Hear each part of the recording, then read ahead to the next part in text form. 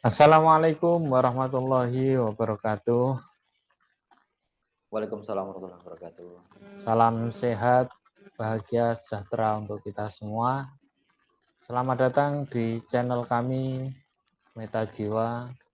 Dan pada kesempatan malam kali ini, saya Abdul Basit Arham. Saya sudah ditemani oleh rekan sejawat saya, yaitu dengan Bapak Huda Nur Aziz, MM, MPSI, psikolog. Assalamualaikum, Mas Huda. Bagaimana kabarnya? Waalaikumsalam Pak Arham. Alhamdulillah baik Pak. Lancar ya puasanya ya. Alhamdulillah masih hari kedua Pak. Doakan saja nanti di hari pertengahan ya. Insya Allah kuat. Oke, sahabat Meta Jiwa semua, pada kesempatan kali ini kita akan ngobrol, diskusi terkait dengan serba-serbi bulan Ramadan. Di episode sebelumnya kita sudah membahas bagaimana puasa dalam kajian psikologi, yang mana dalam kajian psikologi banyak sekali manfaat puasa. Puasa bukan hanya sekedar ritual yang wajib dilakukan oleh umat muslim khususnya di bulan Ramadan, tetapi puasa juga memiliki banyak faedah khususnya di bidang psikologi, dalam kajian psikologi.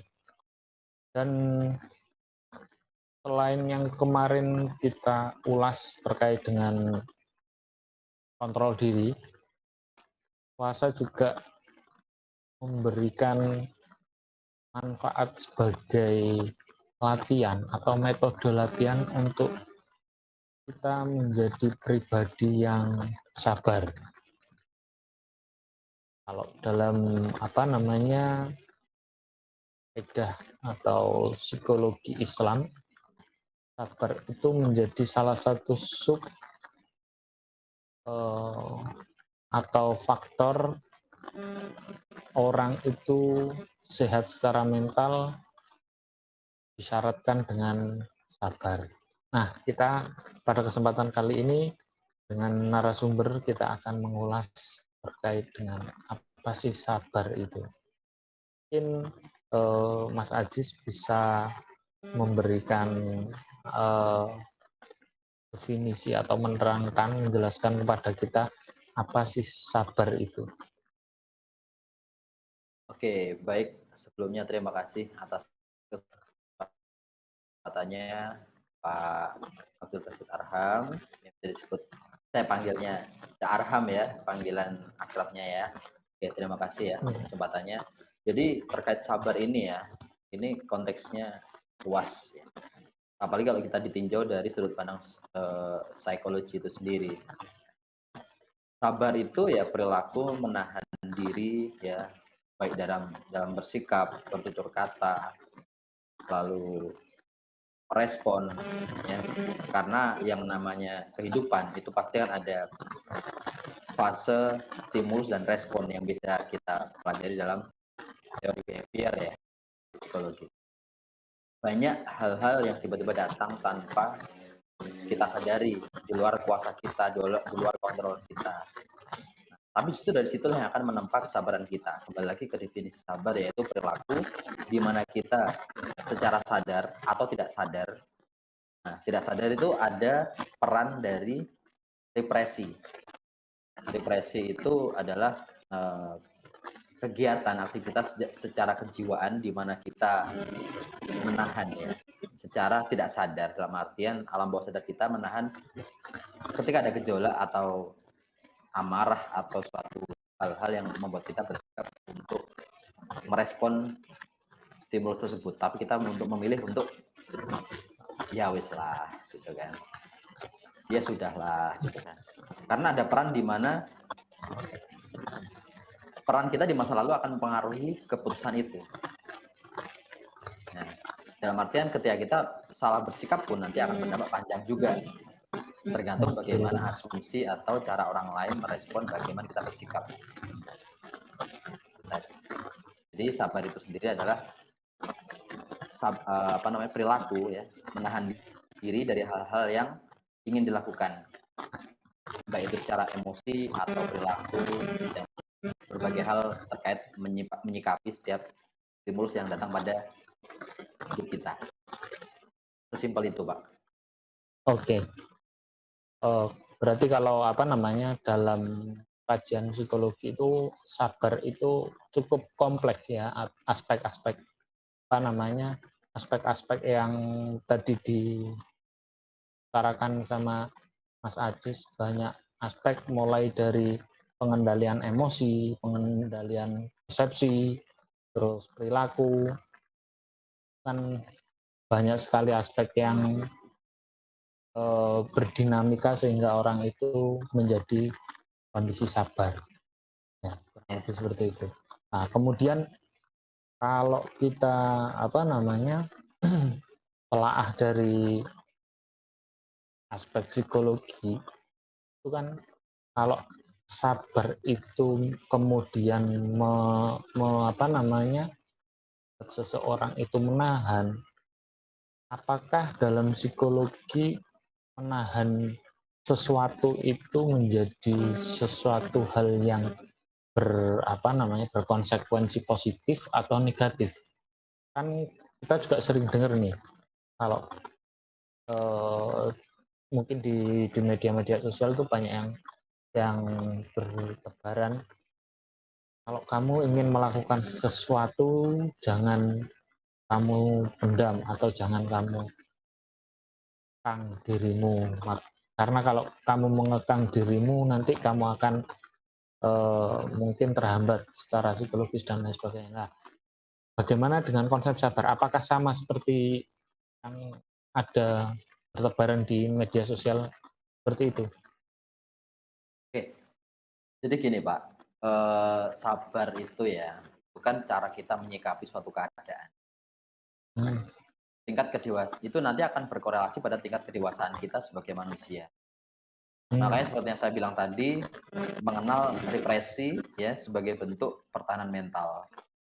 Represi itu sendiri adalah pertahanan mental ya kan, yang dilakukan secara tidak sadar saat Anda atau kita ya kan mengalami suatu hal, kejadian traumatis yang pernah dialami, yang itu sifatnya menyakitkan, sehingga kita membuat kita otomatis akan defense mechanism, menunjukkan sikap-sikap atau perilaku yang bertahan, bagaimana cara kita menyikapi hal tersebut. Kalau masalah ketika kita menerima bersikap sabar tadi itu lalu merepress emosi ya kan, menahan gejolak emosi, itu kan hanya persoalan waktu. Saat ini ketika kita digoda atau ada stimulus atau trigger ya kan, kita bersikap untuk memilih untuk diam.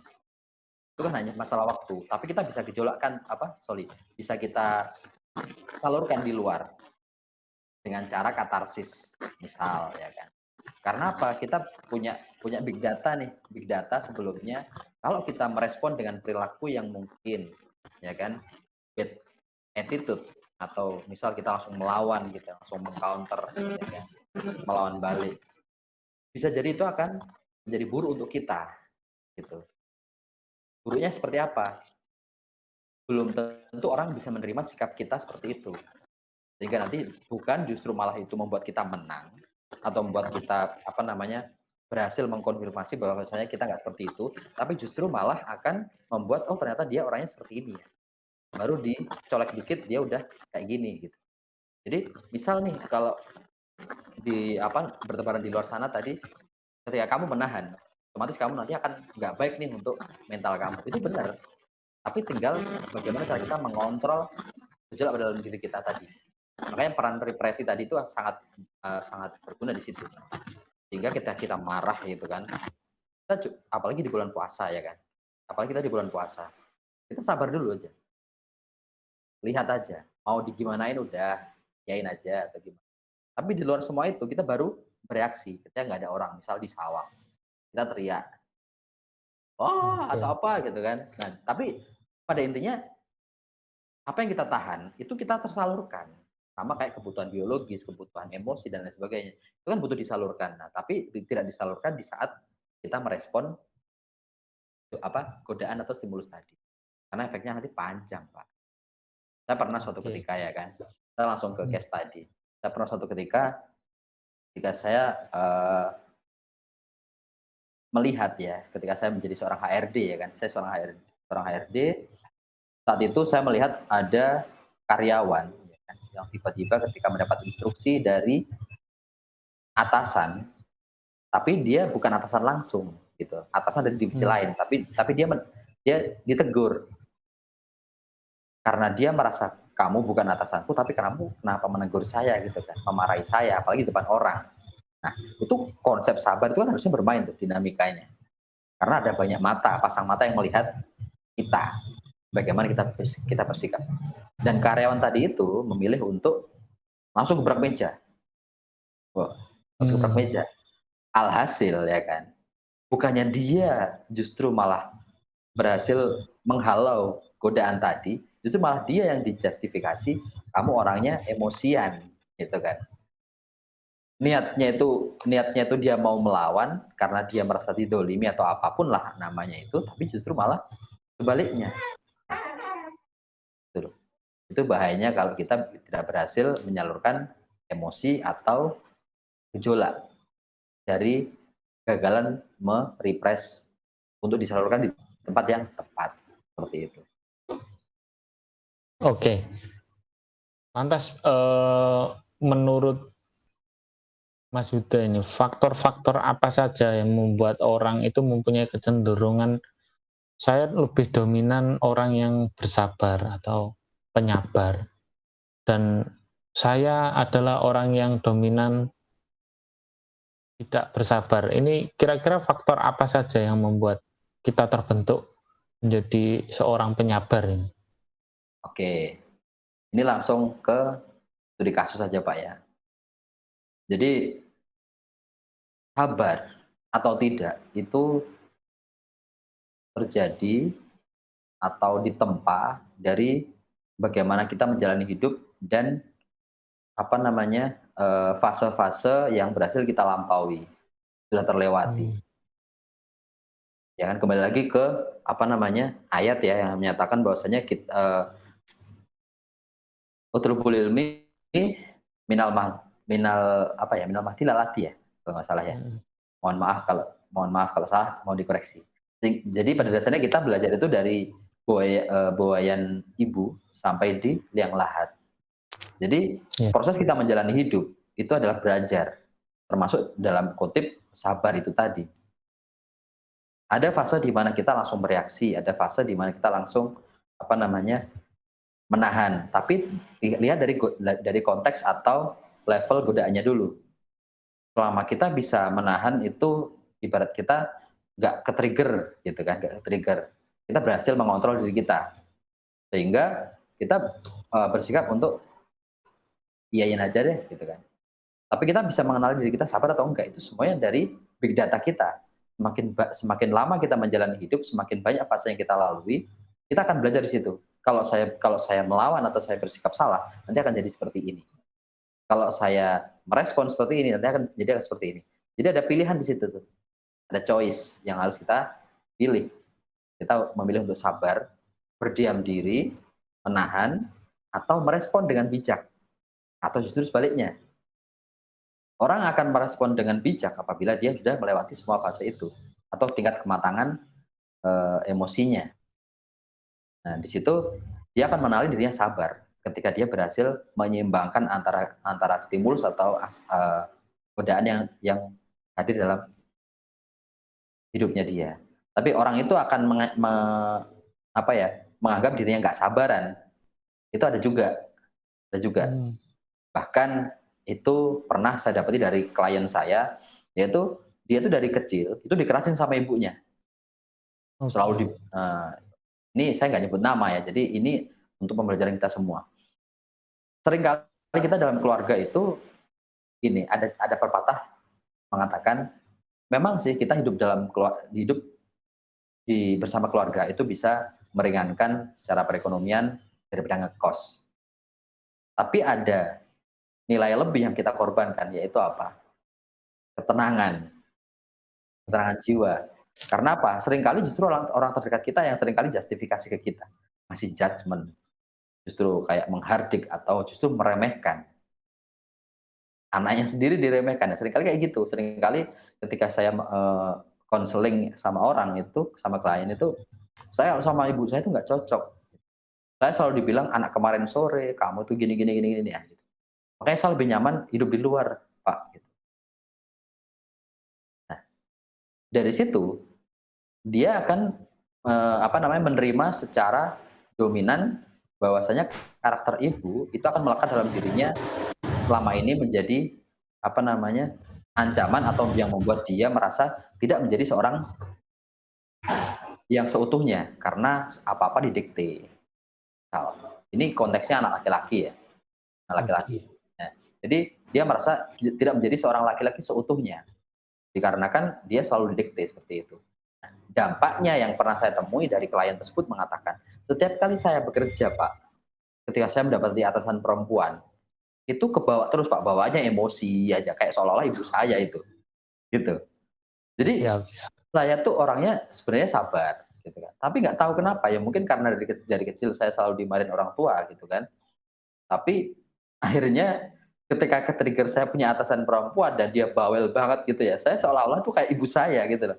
Dan dia mengatakan, "Nggak tahu Pak ya, saya langsung emosi," gitu loh, bawaannya emosi aja gitu kan. Nah, dari situ kadang-kadang itu peran alam bawah sadar yang bermain gitu.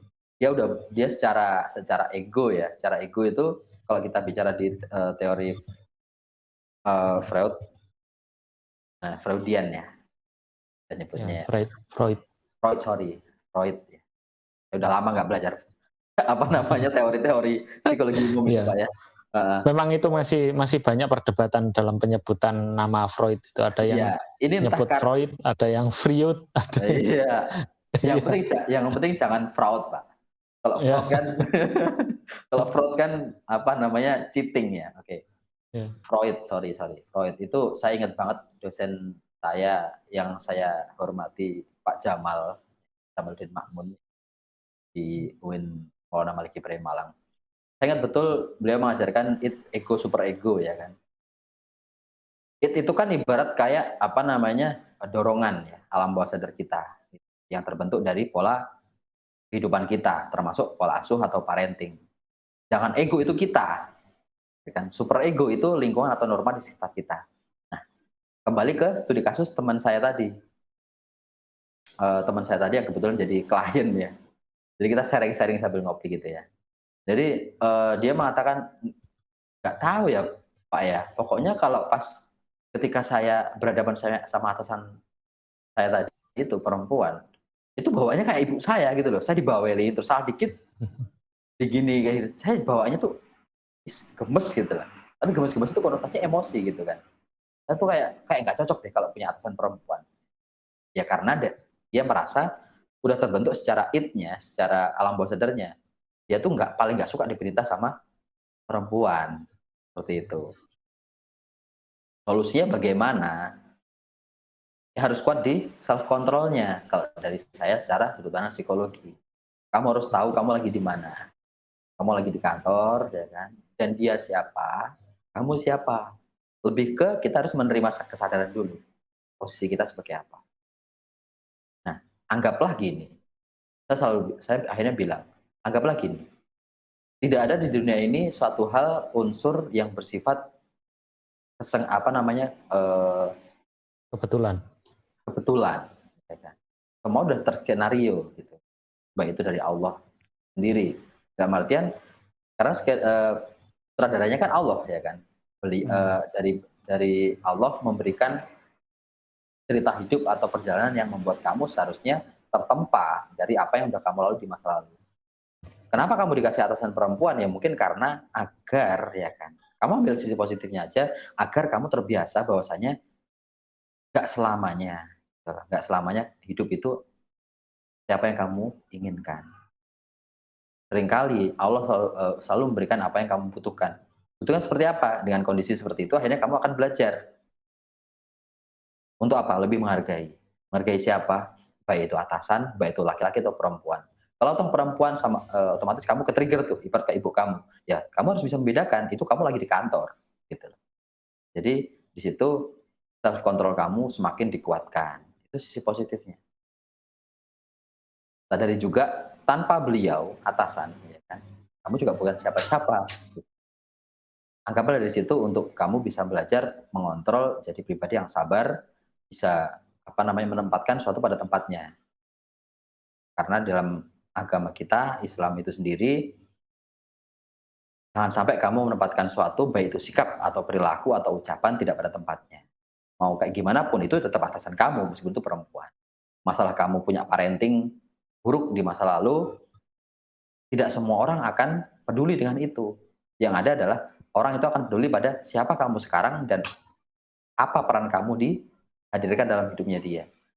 Kehadiran kamu dalam hidupnya si atasan yang perempuan tadi adalah sebagai bawahannya dia. Ya mau nggak mau kamu harus ikut kata dia sebagai atasan gitu.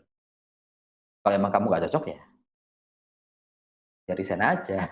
Sesimpel itu hidup itu gitu loh. Kalau kamu Oke. mau sabar, pasti nanti akan ada hikmah. Entah baik cara bersikap dan juga menghadapi bawahan atau mungkin ketika nanti kamu jadi sosok pemimpin itu sendiri.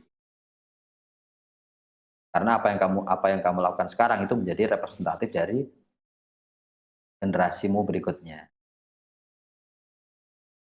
Oke, sangat luar biasa efek dari kita bisa menahan diri atau kita bisa sabar dalam konteks seperti yang diceritakan kasus yang telah ditangani oleh Mas Huda tadi. Oke, saya ingin sedikit meluruskan terkait dengan utlubul ilm. Tadi utlubul ilma minal mahdi ilal lahdi itu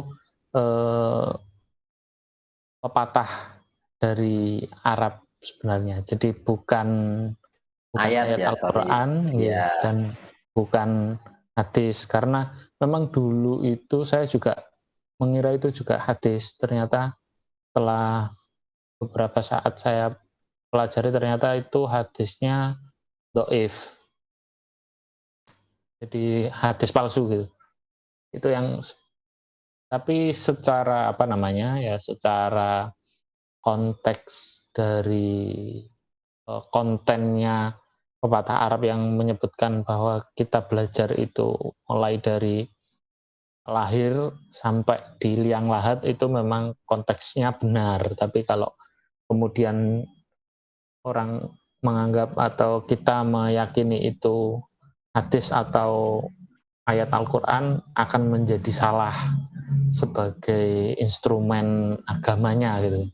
ya, Kalau kontennya betul, substansinya betul. mm.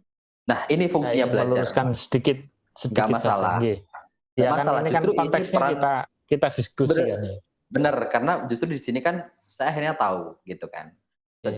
secara konteks, religi atau keagamaan ya kan, kita perlu sebagai manusia, makhluk sosial ya, kita perlu orang lain untuk afirmasi, ya kan. Betul. Di Oke. situ di sini sebenarnya kita sebagai manusia kan juga mau siapapun itu, presiden sekalipun ya kan, kecuali nabi ya, nabiullah beda ceritanya, udah kastanya beda itu. Nah, beda tier gitu kan. Nah, dalam artian, ya ini fungsinya dalam artian saya secara pribadi open sekali dalam terus saya butuh afirmasi itu. Kalau emang salah, makanya saya sampaikan, koreksi saya kalau saya kurang tepat atau salah. Correct me if I'm wrong. Nah, kerennya Ya, kan betul gitu. betul. Nah, jadi justru di situ akhirnya, oh oke, yang saya pelajari kemarin itu berarti yang terngiang-ngiang di kepala itu ternyata, tapi saya ambil konteks apa ya, Substansinya. substansinya aja. Karena pada dasarnya kita belajarkan dari mana saja. Tinggal bagaimana Betul. persepsi kita, betul kan? Kalau kita meyakini itu sebagai Al-Quran ya salah. Jadi dosa, kan gitu. Iya, Oke, betul. Iya. thank you Pak dosen. Gak apa-apa, kita kan Iya. jam apa Iya, namanya discuss santai. dan sekedar informasi untuk sahabat Meta Jiwa, jadi Pak Mas Huda ini selain beliau sebagai praktisi ya, HRD atau Human Resource Development, beliau juga mempunyai biro psikologi yang juga bisa menerima apabila sahabat Metajiwa membutuhkan bantuan psikolog. Nama bironya apa Pak Uda? AR19 si consulting. Si Ya consulting. nanti untuk apa namanya alamat dan lain sebagainya nanti akan saya taruh di caption atau di deskripsinya ya. Iya, kayak subtitle aja Pak ya. Oke, thank you. Iya. Terima kasih sekali. Oke, R19 ini biasa sebut seperti itu R19 ya. AR19 R19 saya consulting ini sebenarnya pada dasarnya adalah saya membuat biro ini khusus karena saya percaya pada konsep khairunas anfa'uhum linnas. Di sini saya tidak melihat sisi apa namanya, bukan tidak melihat, saya belum melihat atau belum sampai ke tahap apa namanya profit ya, dalam artian saya belum mau mencari itu. Tapi saya berharap dengan adanya ini, dengan adanya biro ini, saya bisa memberikan manfaat bagi orang lain. Karena pada dasarnya kita punya ilmu, kalau nggak kita sebarkan, kalau nggak kita bagikan, kalau nggak berguna buat orang lain, buat apa? Karena toh kita hidup di dunia ini kan hanya sebatas belajar, ya kan, untuk memahami. Kalau kita udah paham, terus mau ngapain? Nah, justru harusnya apa yang kita pahami kan bisa membantu masalah orang lain, berguna bagi orang lain, baik itu secara kehadiran atau siapapun itu. Nggak penting orang itu kenal saya atau tidak, yang penting kita dipertemukan untuk memberikan manfaat. Nah, itu kunci dari R19 Psy Consulting tersebut. Oke, Oke, jadi luar biasa siapapun sekali. ya, jadi siapapun kalau mau konseling atau apapun free, serius, gratis. Mau dari teman-teman Oke. apa kuliah atau teman-teman masih sekolah ya, misal ada masalah terkait apa kebimbangan ambil jurusan atau apa, kita ada program-program yang bersifat apa namanya membantu pendampingan lah. Kita bisa kolaborasi. Oke, itu aja Pak.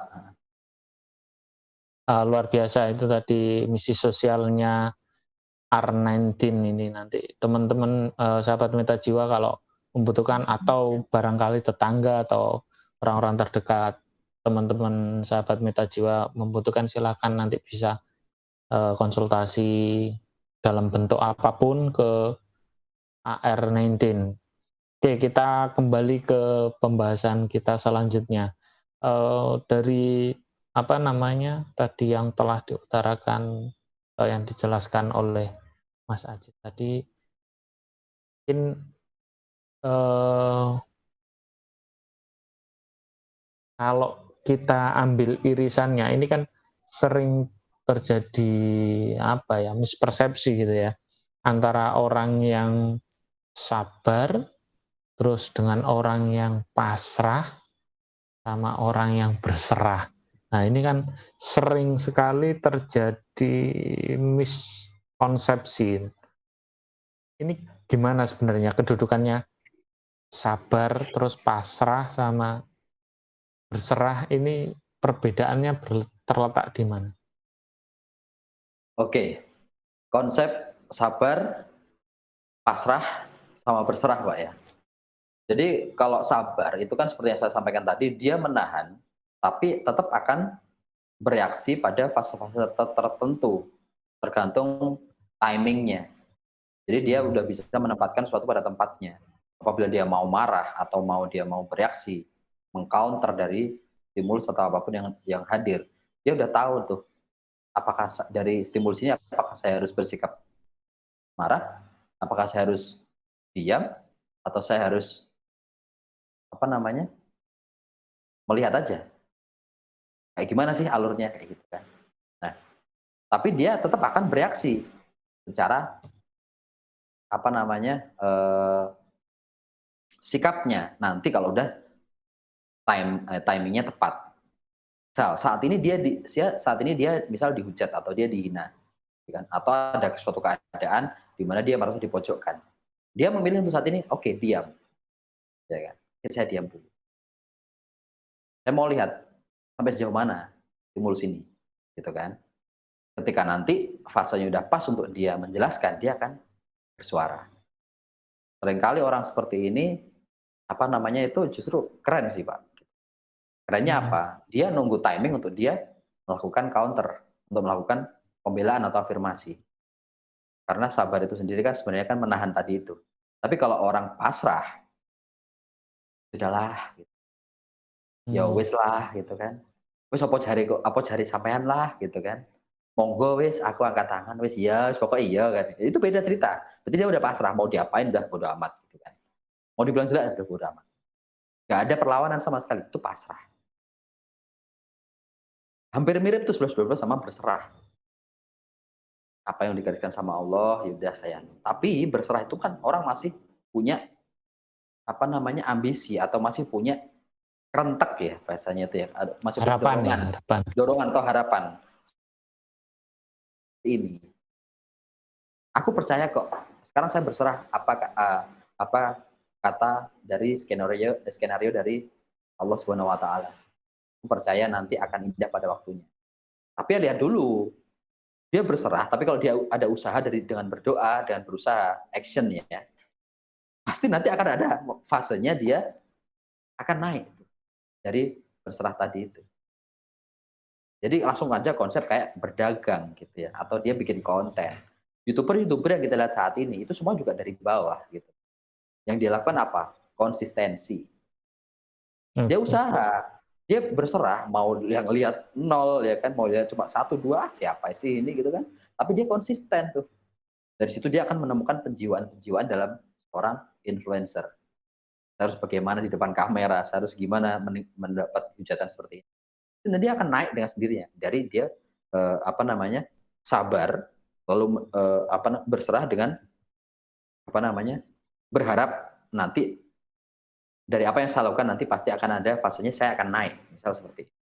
Konsistensinya dengan apa? Dia tetap bikin konten, mau dia dihujat, mau dia apa, dia step by step, dia tetap ongoing berproses. Tapi kalau pasrah, gitu kan ya, ekspresinya, wes lah apa jare ngono lah gitu kan, habis itu ngerok udut lagi ya kan, nyeruput kopi, wes lah apa jare kono gitu kan. Tapi dia kadang-kadang orang pasrah itu kan, ya muga-muga ae kok ngene gitu. Ya muga-muga itu nggak akan merubah keadaan, kan nggak akan merubah keadaan. Meskipun kecil, selama konsisten pasti akan berubah keadaan. Cara tadi itu, kita berserah, ya kan, mengikuti skenario dari Allah Subhanahu wa taala, tapi tetap kita secara personal kita tetap ikhtiar. Apabila ada godaan, ada apa, kita tetap konsisten. Yang menjadi passion saya, yang menjadi apa namanya, minat saya, ya udah lakuin aja. Mau bagaimanapun orang Oke. merespon, selama yang kamu lakukan itu baik, why not? Ada Berarti fasenya. kata sabar itu erat kaitannya dengan konsistensi ya. Dan sabar itu menjadi apa namanya? eh menjadi bisa dikatakan menjadi salah satu coping strategi. Betul enggak sih? Betul, betul. Karena kan hanya masalah timing, ya kan? Masalah timing untuk kita melakukan, sikap, menentukan sikap. Kadang kan ada juga sabar digunakan sebagai fase untuk dia mencerna atau menelaah, bagaimana saya harus Hmm. bersikap misalnya. Berarti kalau apa erat kaitannya dengan konsistensi, berarti ungkapan sabar itu ada batasnya. Itu berarti nggak cocok berarti ya. Salah itu ya. Sabar sabar itu secara hakikat nggak ada batasnya. Yang membatasi itu Oke. secara personal itu sendiri.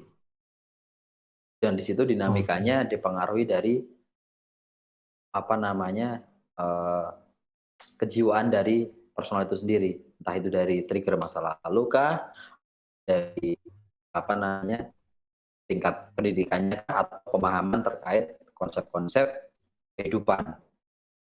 Jadi sabar itu semua dipengaruhi dari big data atau pengalaman hidup kita sendiri. Kenapa kita bisa bersikap sabar? Karena kita pernah melalui fase itu. Atau mungkin kita Oke. pernah melalui fase itu, tapi kita salah bersikap, akhirnya fatal, akhirnya kita malah dijauhi, bukannya kita malah mendapatkan pembenaran atau kita didukung orang, enggak, justru malah kita malah, kok dia responnya kayak gini banget, gitu, kok malah dia emosian atau gini. Orang-orang bukan justru malah akan empati sama kita atau bukan malah perhatian sama kita, justru malah berbeda persepsinya. Sehingga dari Hmm. situ orang itu akan berpikir, ketika saya menghadapi situasi kondisional yang sama, ketika saya melalui itu, dia akan memilih untuk, "Oke lah, saya lihat dulu, wait and see," gitu kan. Nunggu dan lihat, ini mau kemana stimulusnya. Tapi kalau sudah masuk ke area-area yang memang itu sifatnya apa ya, kritis atau yang memaksa dia harus bersikap, dia akan menunjukkan ketegasannya, tapi dengan cara yang elegan. Elegannya gimana? Langsung tuh, "Sorry Pak, sorry Bu, atau sorry Bro, apakah sudah selesai penjelasannya?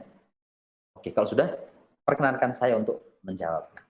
Dia dengan santai, dengan pembawaannya dia yang matang dan tenang, dia akan melakukan counter dari apa yang sudah dilontarkan atau stimulus yang diberikan tadi itu. Nah, dari hal seperti itu kan, itu jadinya ke coping juga Pak, gitu loh.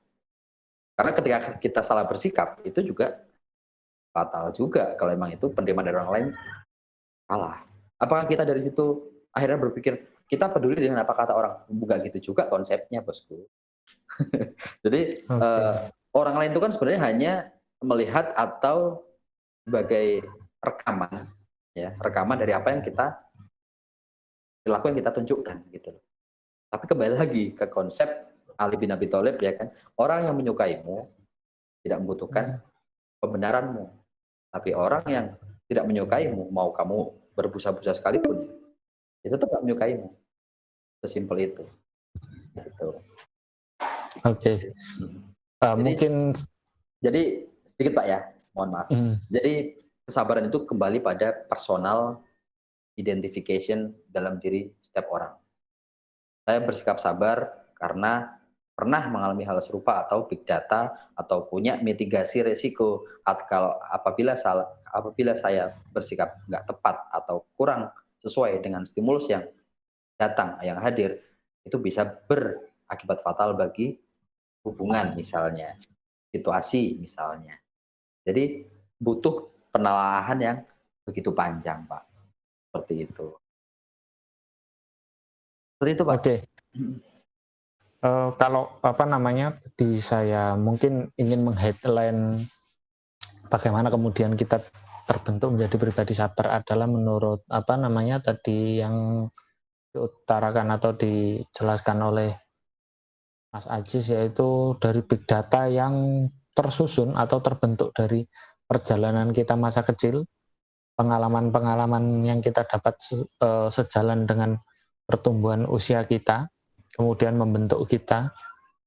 Lantas pengalaman itu kan juga dialek antara diri kita dengan apa yang ada dalam diri kita dengan apa yang ada di lingkungan kita, termasuk pola asuh, terus pola pendidikan dan lain sebagainya. Itu kemudian membangun pribadi kita menjadi pribadi yang sabar atau menjadi pribadi yang tidak sabar dan lain sebagainya. Nah, mungkin pertanyaan saya di akhir sesi ini mungkin apa yang bisa kita usahakan atau bagaimana menurut Mas Ajis ketika kita sudah menjadi pribadi yang dewasa secara umur, artinya chronological age-nya sudah di atas 15 tahun, artinya sudah ada banyak sekali rekam jejak yang atau pengalaman-pengalaman yang kita lalui, tetapi kita masih berada pada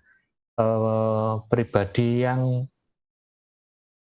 belum sabar atau masih belum ideal dalam konteks kesabaran. Ini apa yang perlu kita lakukan sehingga kita menjadi pribadi yang lebih sabar lagi? Oke, baik, Pak. Sebelum kita bicara ke tahap tips ya untuk, apa namanya, melatih diri atau personal kita menjadi karakter yang sabar, saya mau sedikit memberikan satu statement ya dari saya. Saya selalu percaya ada satu statement yang saya buat sendiri dan ini merupakan gambaran dari proses saya menjalani hidup. Ya, begini statementnya, segala permasalahan dalam kehidupan merupakan bagian dari suatu proses pendewasaan. Karena dewasa itu luas ya Pak ya. Jadi statement saya tadi itu, mau bagaimanapun alur hidup kita, itu adalah proses dari Allah Subhanahu wa taala untuk menempa kita menjadi pribadi yang seperti apa. Nah, seperti apa itu kembali ke kita sendiri. Itu pilihan. Life is Oke. choice, gitu kan.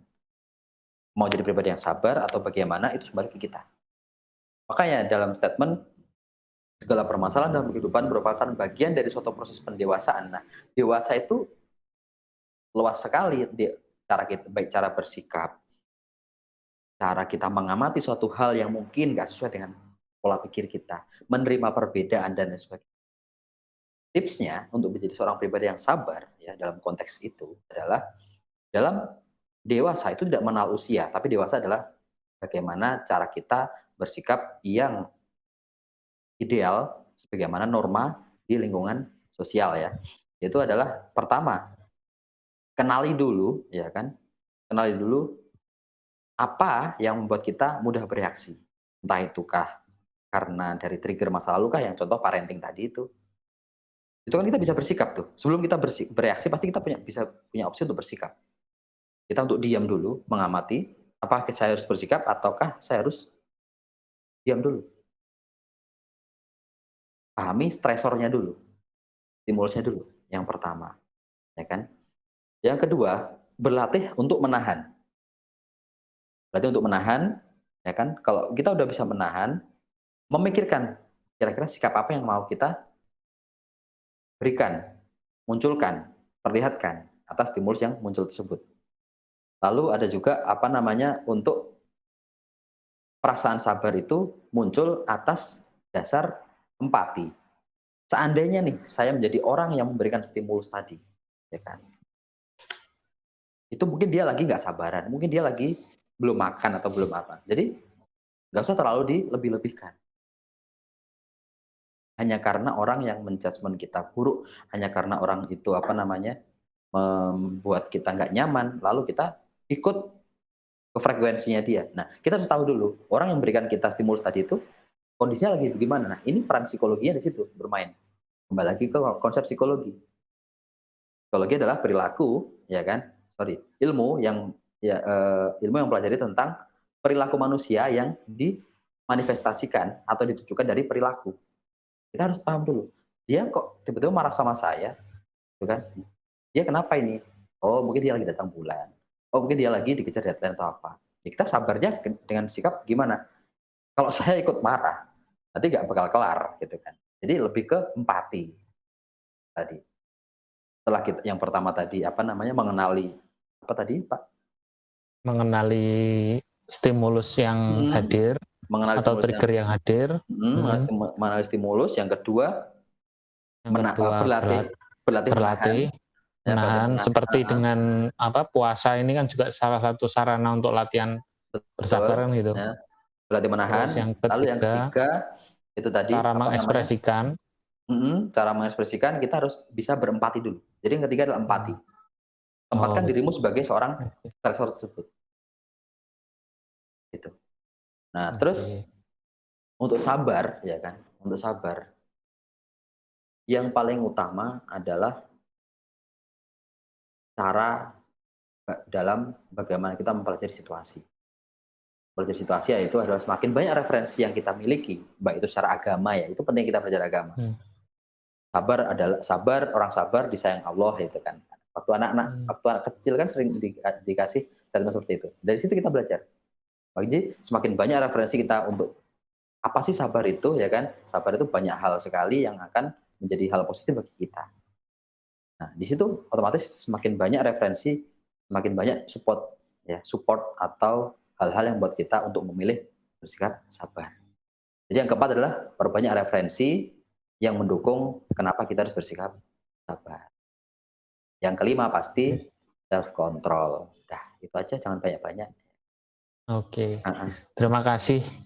Eh, Sangat banyak sekali yang perlu kita explore sebenarnya, tapi karena keterbatasan waktu, perjumpaan kita mungkin insya Allah akan disambung di episode berikutnya, dan mungkin ada closing statement dari Mas Aziz terkait dengan sabar atau quote of the day yang temanya sabar itu.